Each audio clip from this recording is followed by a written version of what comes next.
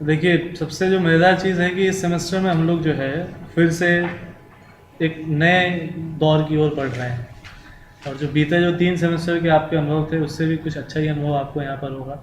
जो पेपर्स आपके पास हैं, उसको बताने से पहले ये चीज़ आपको मैं बता दूँ कि ये अजम्पशन तो सबको क्लियर है ना कि हमारे पेपर कोड्स कोई चीज़ होती है जो कि अपने आप में कोई चीज़ हमको बताती है।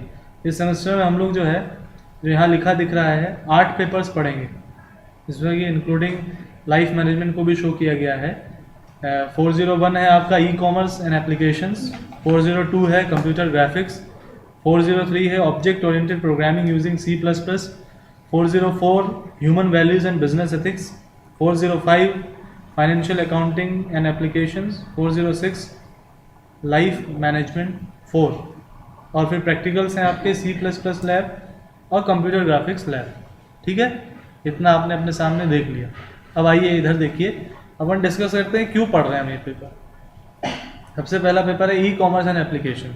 Y we are studying e commerce and application in bachelors of computer application. Why, क्या रीज़न हो सकता है? ये चीज़ तो आपको समझ में आ रही होगी कि जब हम सिलेबस डिज़ाइन किया जाता है, सिलेबस पढ़ाने की जब भी बात होती है, तो उसमें हमेशा इस चीज़ को ध्यान में रखा जाता है कि जो विषय कंप्यूटर साइंस हम लोग पढ़ रहे हैं, उसमें जो कोर कॉन्सेप्ट्स हैं, जिसको कि हम कहते हैं प्रोग्रामिंग है, डेटाबेस है, नेटवर्किंग है, बेसिकली इन तीनों चीज़ों को हम लोग ज़्यादा कंसिडर करते हैं ना। ये तो कोर कॉन्सेप्ट्स हो गए जिसपे कि कंप्यूटर साइंस इवॉल्व हो रही है। लेकिन इसके इवॉल्व होते होते इतने दिन एक्चुअली बीत चुके हैं कि उसके अंदर कई सारी सब स्ट्रीम्स डेवलप हो चुकी हैं, जो कि अपने आप में इसका एरिया ऑफ एप्लीकेशन है। और वो एरिया ऑफ एप्लीकेशन जो है वो अपने आप में इतना ब्रॉड हो चुका है, इतना डेवलप हो चुका है कि उसके बारे में पहली चीज़ तो हमें जानकारी होनी चाहिए। और जानकारी ऐसी हो सकती है कि हमें सिर्फ उन टर्म्स की जानकारी हो कि भाई ई कॉमर्स कोई चीज़ होती है, तो ई कॉमर्स कोई चीज़ होती है और उसके टर्म की इंफॉर्मेशन हो, सिर्फ इतने भर से अब काम नहीं चलने वाला, क्योंकि अपने आप में वो बहुत आगे जा चुका है फील्ड, और उसमें टेक्नोलॉजी बहुत ही अच्छी तरीके से इन्वॉल्व है। किस रूप में कि वहाँ भी हमारे पास जो है डेटाबेस का यूज़ है, वहाँ भी हमारे पास प्रोग्रामिंग है, वहाँ वेब बेस्ड वेबसाइट्स बनी है, इंटरनेट है, वर्ल्ड वाइड वेब है, कई सारी जो नई स्क्रिप्टिंग लैंग्वेजेस आ चुकी हैं, उनके थ्रू किस तरीके से हम डिज़ाइनिंग इंटरफेस को बेहतर बनाते हैं।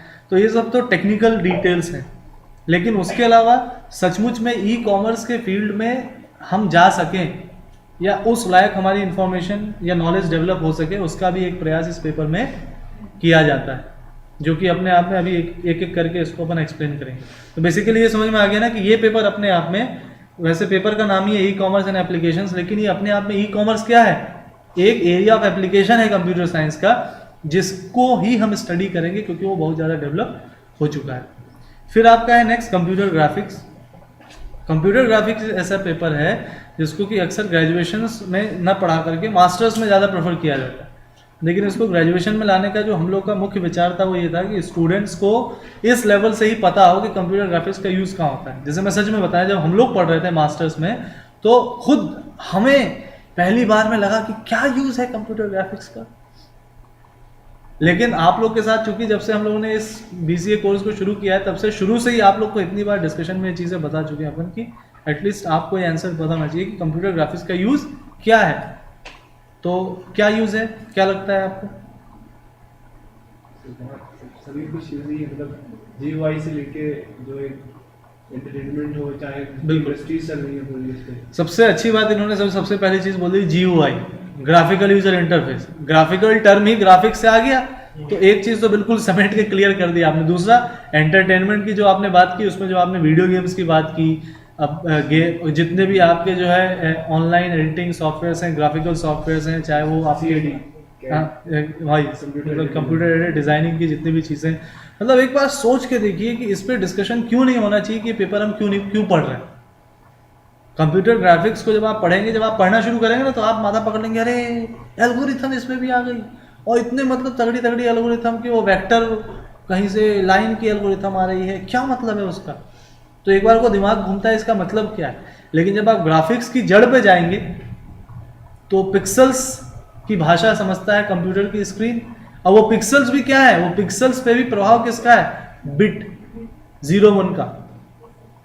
और अब कोई भी चीज़ जो बनती है, जब आप एक कंप्यूटर ग्राफिक्स को अभी मैं आपके सामने एक्सप्लेन करूंगा, मज़ेदार लगेगा आपको कि जो मैंने शायद एक बार पहले भी बताया होगा कि जैसे हमारा फेस है, इस फेस में ही मैथमेटिकल स्ट्रक्चर्स निकल के आते हैं।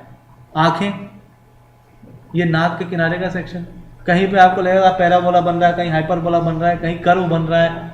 सच है कि नहीं है बताइए। अब उसको कल्पना कीजिए कि 2D में देखिए, 3D में देखिए, उसमें भी कुछ और डायमेंशंस निकल के आएंगे, यानी x y z axis, x y axis.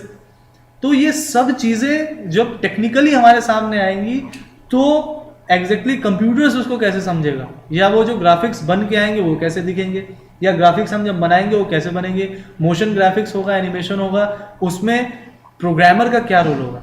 तो यहाँ पे एप्लीकेशन के साथ साथ जो आपको समझाने की कोशिश की गई है वो ये कि एज अ प्रोग्रामर आप यहाँ से एक एग्जिट ले सकते हैं। जैसे ई कॉमर्स फील्ड किसके लिए पता है? जिसको मैनेजमेंट में इंटरेस्ट है, जिसको कॉमर्स में इंटरेस्ट है, और उसके साथ साथ वो एक कंप्यूटर की स्ट्रेंथ लेकर के उस फील्ड में जाना चाहता है, एक उसके लिए। दूसरी तरफ नेटवर्किंग में जिसको सिक्योर नेटवर्किंग, ई पेमेंट्स, ये सब में इंटरेस्ट है, वो उधर जा सकता है। प्रोग्रामिंग में जिसको वेब डेवलपमेंट में इंटरेस्ट है वो उधर जा सकता है। तो ये सारे स्कोप आपको पता होने चाहिए। वैसे कंप्यूटर ग्राफिक्स किसके लिए?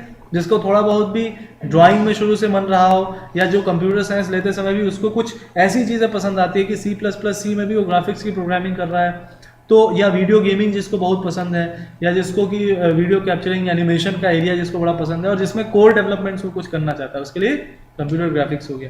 फिर है object oriented programming using C++। ये क्या है?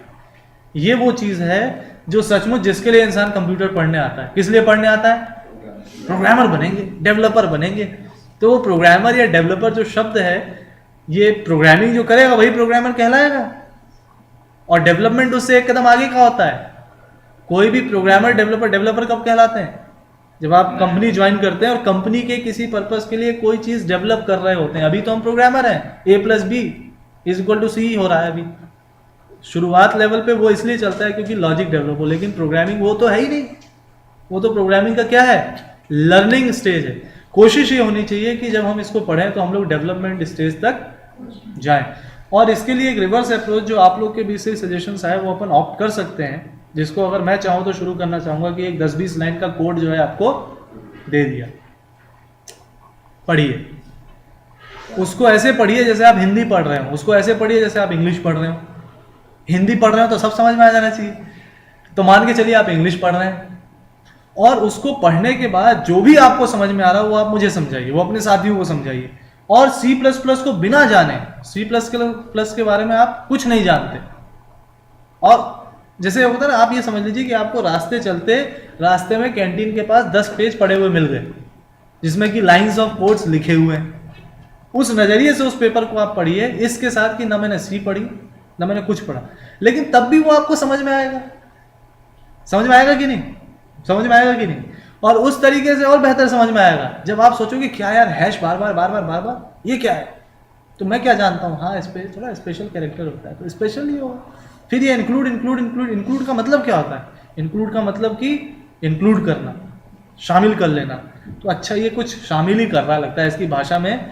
C++ की ये जो भाषा है इसमें यही गिने चुने शब्द है। अब वो गिने चुने शब्द क्या है? उसके कीवर्ड्स हैं। तो समझ रहे हैं ना?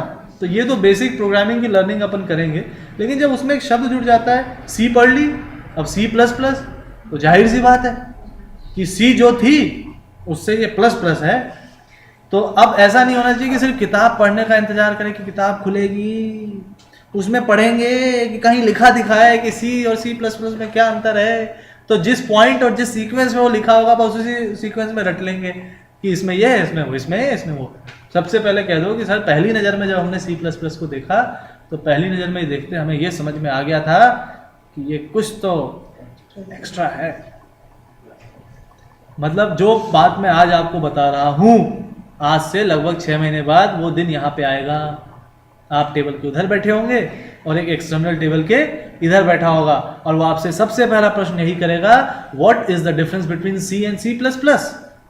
तो जिसने पेपर देखा होगा और पेपर का नाम सिर्फ पढ़ा होगा, सिर्फ उस नाम के आधार पे 2 डिफरेंस तो बता ही सकता है। क्या? कि सर सबसे पहले तो ये समझ में आ गया कि ऑब्जेक्ट ओरिएंटेड प्रोग्रामिंग लैंग्वेज है, और दूसरा ये समझ में आ गया कि ये प्लस है। और सर जब हमने ये दोनों चीज़ें समझी तो हमें लगा कि ऑब्जेक्ट ओरिएंटेड है कैसे, तो हमने पढ़ना शुरू किया तो हमें इसके ये फीचर समझ में आए। और सर दूसरा, हमने जब ये प्लस प्लस के पीछे हम पड़ गए कि इसमें प्लस प्लस क्यों लगा दिया, तो फिर सर वो प्लस प्लस को जब हमने ढूंढना शुरू किया तब हमें ये अंतर पता चला इसमें। और फिर सर हमने क्या किया कि वही सेम प्रोग्राम के कोड्स ढूंढने हमने कि यही प्रोग्राम सी में कैसा लिखा जाता है और सी प्लस प्लस में कैसा लिखा जाता है। तो सर ऐसे हमने कम से कम 10 प्रोग्राम देखे कि उसमें और उसमें हमने उसको देखा तो लगभग लाइंस ऑफ कोड्स दिख तो ठीक ठाक ही रहे थे, लेकिन सर जैसे ही हमने ऑब्जेक्ट ओरिएंटेड प्रोग्रामिंग का कॉन्सेप्ट यूज किया तो कभी कभी देख रहे थे कि लाइंस ऑफ कोड्स कम हो जा रहे हैं, कभी कभी देख रहे थे कि बढ़ जा रहे हैं। तो फिर सर हमने समझा कि लाइंस ऑफ कोड्स बढ़ रहे हैं घट रहे हैं, मतलब कुछ तो हो रहा है। तो अब यहाँ पे शब्द आ जाएगा कि ऑब्जेक्ट ओरिएंटेड प्रोग्रामिंग क्या है। तो ऑब्जेक्ट ओरिएंटेड प्रोग्रामिंग समझनी है तो उसके पहले आप सब समझे हुए हैं, या उसको फिर से रिवीजन कर लीजिएगा कि मॉड्यूलर प्रोग्रामिंग क्या होती है, सीक्वेंशियल क्या होती है, और कितनी तरह की और प्रोग्रामिंग होती है, टाइप्स। तो सिर्फ सोचो कि आप पेपर का नाम जब पढ़ते हो ना, उसी से इतने इंक्विजिटिव चीज़ें जनरेट होनी चाहिए और जिसका आंसर खुद से ढूंढना सबसे पहली चीज़ होगी। तो यानी कुछ इंटरेस्टिंग घटने जा रहा है कि हमें सी के साथ कोई जैसे होता है ना, हमें किसी ने नहीं बताया कि ये मॉड्यूलर प्रोग्रामिंग विद सी या कोई भी programming with C, object oriented programming ही विद सी प्लस प्लस से क्यों शुरू करते हैं? What is the reason? क्योंकि एक तरफ ऑब्जेक्ट ओरिएंटेड प्रोग्रामिंग का कोई कॉन्सेप्ट आया जो कि बड़ा दमदार है, उसको हमें समझना है, और दूसरा उसका इम्प्लीमेंटेशन सी प्लस प्लस के साथ देख रहे हैं। इसी पेपर का नाम और क्या हो सकता था बताइए? Object oriented programming with Java, using Java. तो यानी कि उसको यूज करते हुए हम उसके साथ जोड़ करके इसको देख रहे हैं। नेक्स्ट है आपका human values and business ethics. ये पेपर क्यों पढ़ाया जा रहा है? ये सबसे मजेदार विषय होता है। जैसे कंप्यूटर में जो आया हो और उसको ऐसे ही नींद आती हो तो कहेगा हम तो प्रोग्रामर बनने आए थे, पता नहीं कहाँ से हमें जो है ये मैनेजमेंट के पेपर पढ़ाए जा रहे हैं, कितना अन्याय हो रहा है हमारे साथ, आप समझ सकते। तो एक्चुअली वहाँ पे मुद्दा ये है कि सब कुछ सीख के जाओगे कहाँ? जाओगे कहाँ? वापस दुनिया में जाओगे। दुनिया क्या है इस समय? बिजनेस। बिजनेस के पीछे क्या है? मैनेजमेंट। अब वो चाहे किसी कंपनी में काम करके किसी के थ्रू मैनेज्ड हो या अपनी कंपनी खोल के किसी को मैनेज करो, इन दोनों पर्सपेक्टिव में मैनेजमेंट तो आना ही आना चाहिए। जैसे मैं आज के डेट में खुद लोगों को कहता हूं कि कभी कभी कुछ लोगों के डिसीजंस की जो क्षमता उसको देख के मैं सोचता हूं प्रभु कोई तो इन्हें मैनेजमेंट थोड़ा सा बता दे कि मैनेजमेंट के प्रिंसिपल्स एक तो होते हैं कि रटने के लिए पढ़ लिए और एक हुए कि फॉलो किया पढ़ के। जैसे लाइफ मैनेजमेंट की क्लास की तरह उसको भी लिया कि जब किसी ने कहा unity of direction, decentralization, centralization, span of management, तो ये सब टर्म्स आप मैनेजमेंट में पढ़ के आए होंगे। अब आता है इसको फॉलो करना कि अगर मेरी एक टीम है तो उसमें एक टीम लीडर ने अगर कोई बात बोली तो चलो इसको यूनिटी ऑफ डायरेक्शन से फॉलो करते हैं, सब इसी चीज को बोलो।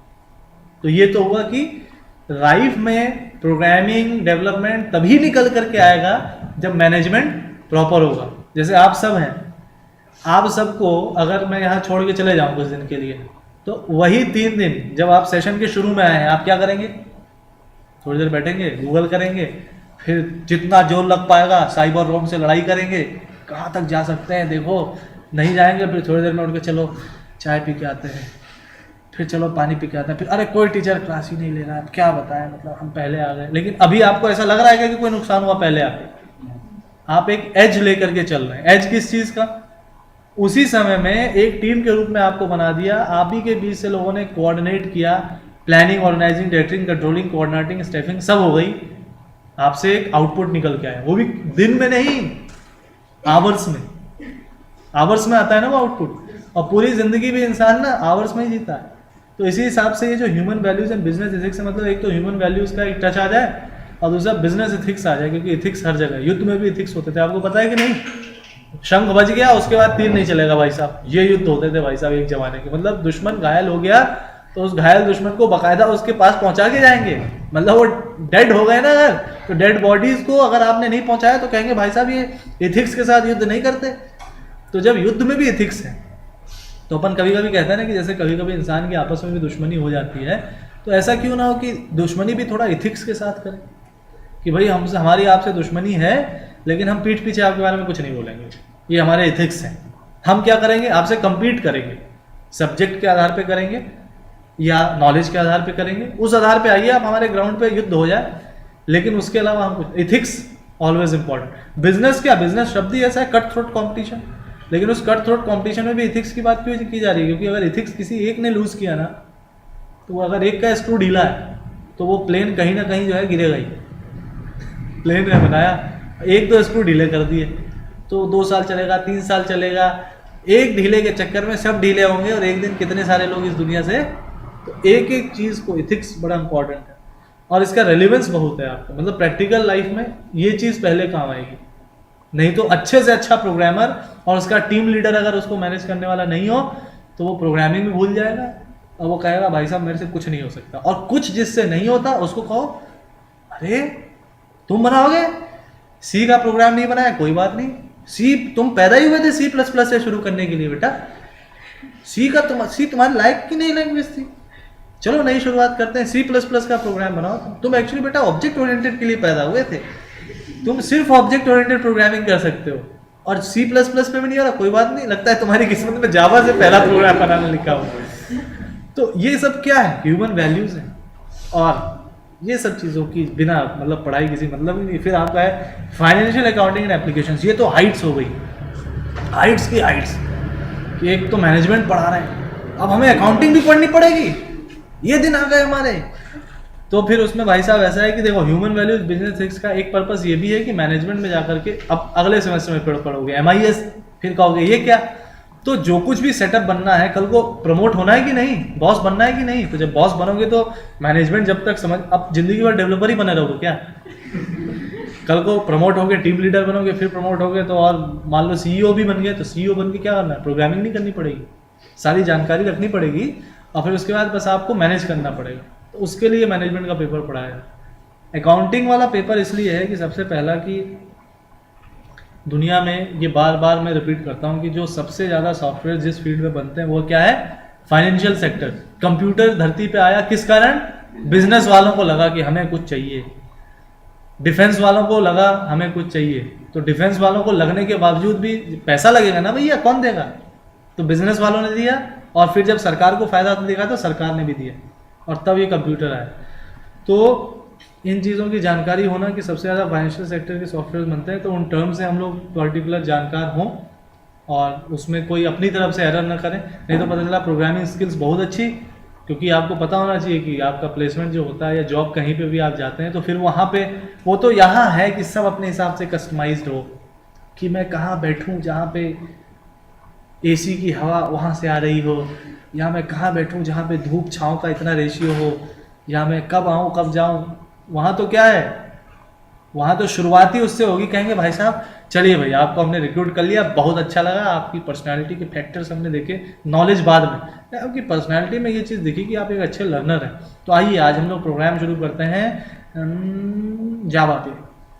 अब कोई वहाँ उस समय बोल दे सर ये तो हमारे सिलेबस में ही नहीं थी तो वो कहेगा भाई साहब तुम भी हमारे सिलेबस में नहीं हो, जाओ भैया इनको लेटर वेटर तो नहीं इशू किया है, भेजो भेजो भेजो भेजो। मतलब कि जानकारी सबकी होनी चाहिए। और इसको एक शब्द हम लोग हमेशा बोलते आए हैं कि at least our student should be SMEs। SMEs क्या होते हैं बताओ, गैस करो। S मैंने बता दिया सब्जेक्ट, और M से बना दिया मैटर, और E से बना दिया एक्सपर्ट। सब्जेक्ट मैटर एक्सपर्ट दुनिया में कभी ढूंढना, इस पर भी बहुत सारी जॉब्स मिलती हैं। आप अपने आप को सिर्फ SMEs बना लो। मैंने अपने मित्र देखे हैं कुछ ऐसे जिनको करना कुछ नहीं आता लेकिन जानकारी सब चीज़ की है, सब चीज़ की जानकारी है। जैसे E-कॉमर्स के क्षेत्र में आप उसकी एक एक प्रोसेस की बेहतरीन जानकारी डेवलप कर लो, आपको जॉब मिल सकती है। क्यों?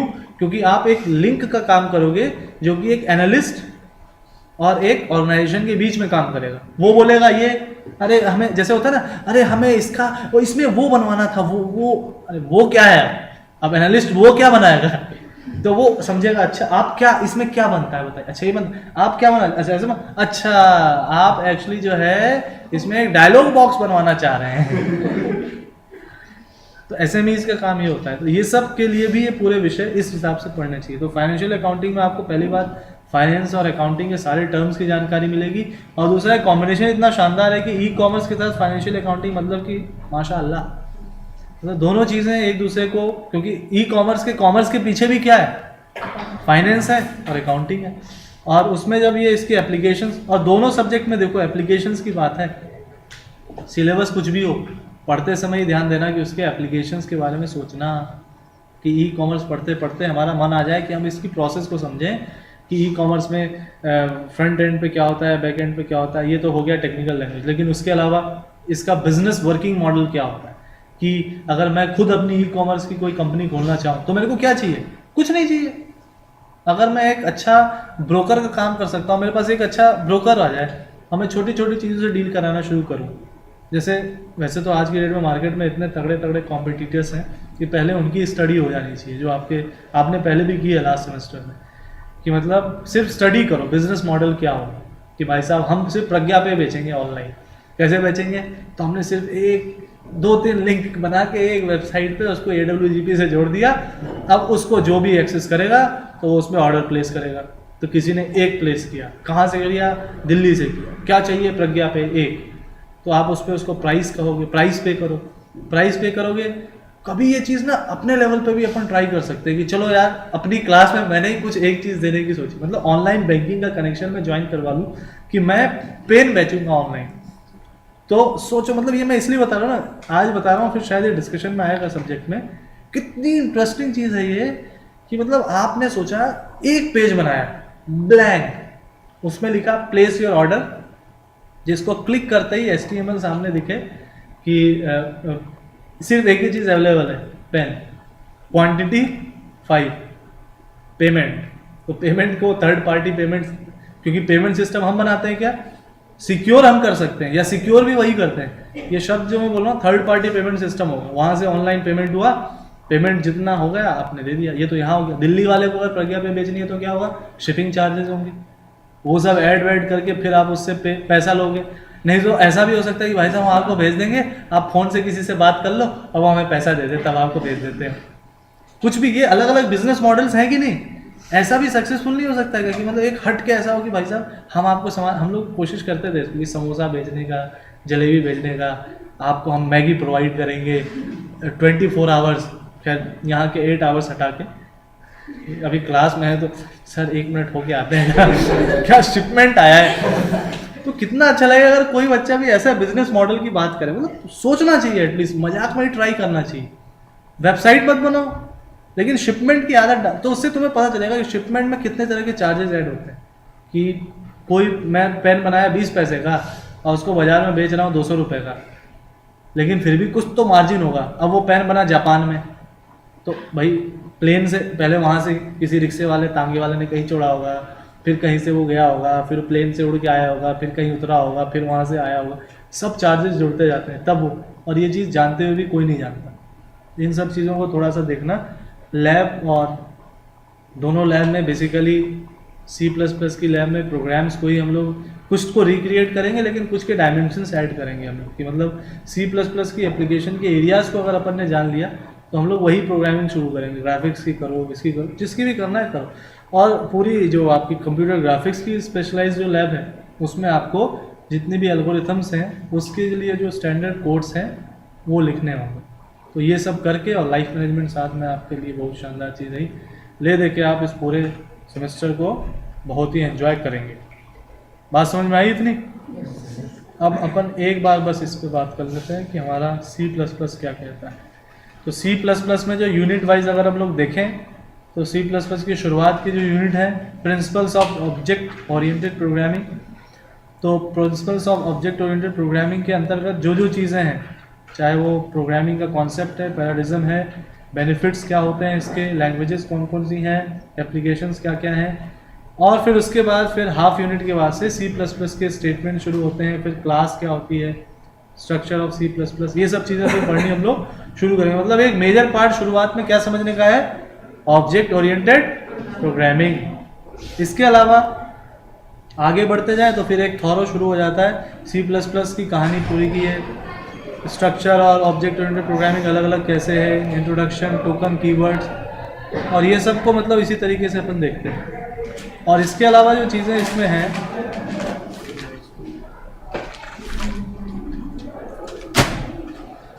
इसके अलावा जो इसमें अपन देखते हैं वो यही है कि इसके आगे जाके ऑब्जेक्ट ओरिएंटेड प्रोग्रामिंग और C++ के मेल जोल से जो कॉन्सेप्ट्स निकल के आए हैं और जो C++ में स्पेसिफिकली मिलते हैं, member function, abstraction, encapsulation, information hiding, abstract data types और ऐसे constructors, parameterize constructors, destructors, second unit में ये सब अपन देख रहे हैं। फिर है आपका फंक्शंस इन C++, तो इसमें किस तरीके से वो थोड़ा अलग होंगे। इनलाइन फंक्शन इसमें नया आ जाता है, डिफ़ॉल्ट आर्ग्यूमेंट्स की बात हो रही है, और फंक्शन ओवरलोडिंग, वर्चुअल फंक्शन, ये सब हम पढ़ेंगे।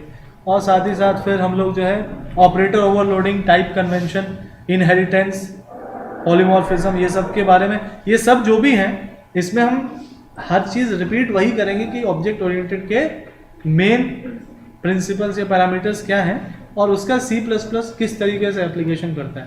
And the last unit is related with file and exception handling, name space, generic classes, मतलब इसमें काफ़ी कुछ जो है बहुत नया है। तो जो नया है उसके लिए पढ़ने का तरीका भी नया होगा।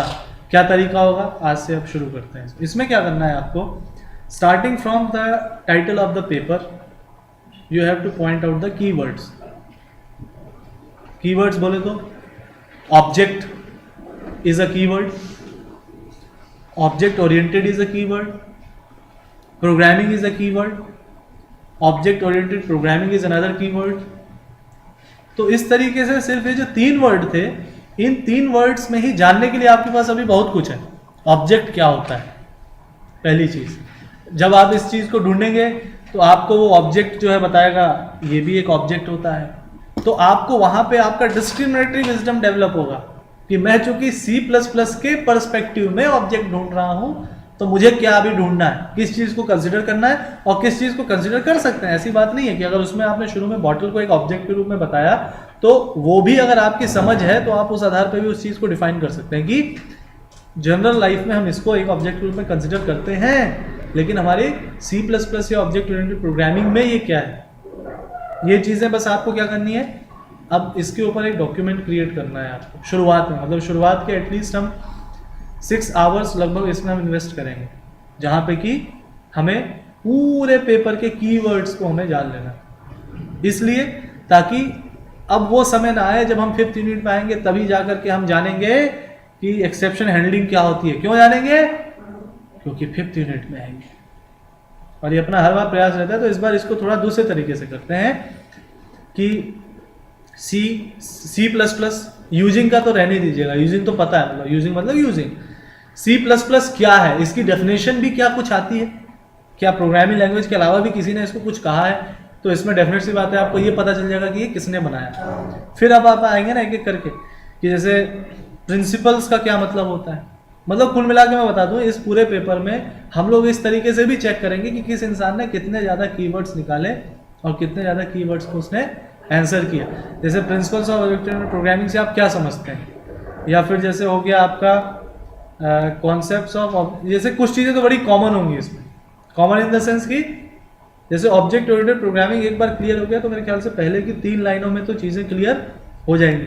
फिर अब होना चाहिए जानने लायक और क्या, तो स्टेटमेंट्स के बारे में एक जान लें, क्लास क्या है ये जान लें, स्ट्रक्चर ऑफ C++ में क्या कहने का मतलब है इनका ये जान लें, टोकन्स क्या है, कीवर्ड्स क्या है, आइडेंटिफायर्स क्या है। बात समझ में आ रही है नहीं, इन सब के बारे में ब्रीफ में 2-2 लाइन 3-3 लाइन या उससे ज़्यादा भी, कि एक पूरा आइडिया आपके पास हो जाए कि इस पूरे पेपर में ये कीवर्ड्स हैं और इनकी जानकारी हमें है। क्योंकि इससे देखो, इससे होगा क्या, मेरे पास प्रूफ रहेगा एक कि आपने कीवर्ड सारे देखे। कीवर्ड्स देखने के लिए आपकी एक बार थॉरो रीडिंग हो जाएगी पूरे पेपर की, जो कि इतिहास में कभी नहीं हुई होगी एग्जाम से पहले, है ना। तो जैसे पिछली बार मनन ने कॉन्सेप्ट दिया था प्रीविजन का, तो ये प्रीविजन हो गया कि मतलब सिर्फ पेपर में ही हम चीज़ें ढूंढ के उसके बारे में जान लें। और जानने के बाद क्या होगा कि अगर मान लो आज भी मैं आपसे पूछूं कि ओवरलोडिंग का मतलब इसमें क्या है, तो ये मत बोलो कि साहब वो ट्रक में जो मतलब सामान जाता है ना सर, वो जो धर्म कांटा लगता है ना, तो वहाँ ट्रैक्टर लगता है सर, और वहाँ पे उस पर गन्ने रखे रहते हैं, तो अगर वो गन्ने जो है 4 टन से ज़्यादा हो गए तो ओवरलोडिंग होगी, तो वो फिर गड़बड़ हो जाएगी। ऑपरेटर क्या है, जैसे आज भी अगर पूछे ना ऑपरेटर क्या है, तो अब एक बार को सोचना पड़ेगा ऑपरेटर क्या है, जबकि ऑपरेटर सुनते ही सबसे पहले आना चाहिए A + B plus operator A B, operands, variables, ठीक है, जो भी है, अटैक तुरंत। तो इस तरीके से इस चीज़ को हम लोग शुरू करते हैं। तो आप लोग के मन में कोई प्रश्न हो तो आप पूछ सकते हैं। जो बेसिक क्वेश्चन होता है ना कि किस तरीके से पढ़ें या क्या कुछ और सभी सब्जेक्ट से रिलेटेड कोई चीज़ अगर मन में हो तो आप पूछ सकते हैं, मैं आपको थोड़ा समय दे सकता हूँ, ये तुरंत अटैक। हाँ सर, तो अभी हमें किससे शुरू करेंगे? इस चीज़ को अभी करना है? इस चीज़ को करने से पहले एक वो वाला काम कर लेते हैं आज, और इसके लिए मैं पर्याप्त समय दूंगा आपको, लेकिन डेडलाइन के साथ होगा वो। और तो कुछ सर, एक चीज़ और कि जो सब लोग मैटर लेंगे फिर उसको एक फाइल में बेसिकली प्रेफरेबल तो मेरे लिए यही होगा कि अब जो भी चीज़ हो ना वो दोनों एफर्ट्स हो सकते हैं। यज्ञ अगर हो सब एक जगह भी रख सकते हैं, नहीं तो अलग अलग इसको प्रिपेयर करें, ज़्यादा सही रहेगा, क्योंकि ये वाली चीज़ अलग अलग सबका कैलिबर दिखाएगी, किसने कितना उस पर एफर्ट किया। और उसमें एक चीज़ बिल्कुल आज से घोषित अघोषित रूप से जान लीजिए, इंटरनेट का मैटर जब भी कोई कॉपी करेगा तो उसमें दो चीज़ें जरूर होनी है। पहला, हाइपरलिंक सारे गायब करिए। दूसरा, उसको क्या करिए, फॉर्मेटिंग उसकी ऐसी होनी चाहिए कि वो उसका क्या वो बोलते हैं अपन ना, हाँ, इंडेंटेशन प्रॉपर होना चाहिए। और उसके अलावा जो है ना, वो अपन को याद होगा पिछली बार भी जब अपन बना रहे थे चीज़ें तो हम कहते थे सोर्स जरूर लिखें। तो इस बार से कंपलसरी है कि अगर आपने इंटरनेट का कोई भी यूज़ किया है तो उसका सोर्स जरूर नीचे मेंशन करें, रेफरेंसेस, क्योंकि ये आदत अभी से पड़ेगी तो आगे बहुत ही कारगर होगी और प्लेगरिज्म इससे जो है रुकेगा। कि हम आज से भी जो भी सोर्स यूज़ कर रहे हैं उस सोर्स को क्रेडिट देना बिल्कुल ना भूलें एट द बॉटम। तो इससे कई फायदे होंगे आपको। एक तो एक आदत बन जाएगी और दूसरा एक आपकी हैबिट में आएगा कि आपको उससे क्या होता है ना कि दूसरे रीडर्स के लिए भी वो हेल्पफुल होगा ना। कि मान लो आपने उससे रिलेटेड 2 लाइनें लिखी है लेकिन उसको वो और पढ़ना चाह रहे हैं तो फिर वो आपके सोर्स का यूज़ करके वहाँ पे जा सकेंगे। और कोई प्रश्न, कुछ जिज्ञासा? ठीक है, फिर तो मेरे ख्याल से अब आप कुछ इस विषय पे काम करना और शुरू कीजिए, ठीक है। तो अभी सबसे पहले तो वो वाला काम होगा अपना प्लेसमेंट्स वाला। टाइम डिफाइन करिए उसके लिए, कितना टाइम है ना, और टाइम और डेडलाइन के बीच में उस काम को करिए, ठीक है। Thank you.